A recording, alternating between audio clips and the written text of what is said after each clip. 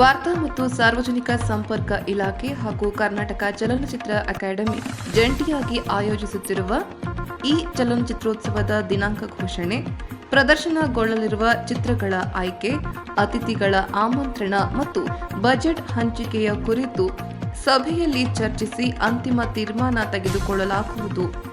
ಉನ್ನತ ಮಟ್ಟದ ಸಭೆಯಲ್ಲಿ ಉಪಮುಖ್ಯಮಂತ್ರಿ ಡಿಕೆ ಶಿವಕುಮಾರ್, ವಾರ್ತಾ ಇಲಾಖೆ ಕಾರ್ಯದರ್ಶಿ ಮತ್ತು ಕೋರ್ ಕಮಿಟಿಯ ಅಧ್ಯಕ್ಷ ಬಿಪಿ ಕಾವೇರಿ, ವಾರ್ತಾ ಇಲಾಖೆ ಆಯುಕ್ತ ಹೇಮಂತ್ ಎಂ ನಿಂಬಾಳ್ಕರ್, ಕರ್ನಾಟಕ ಚಲನಚಿತ್ರ ಅಕಾಡೆಮಿಯ ಅಧ್ಯಕ್ಷರಾದ ಸಾಧು ಕೋಕಿಲ್ ಸೇರಿದಂತೆ ಇತರರು ಉಪಸ್ಥಿತರಿರಲಿದ್ದಾರೆ.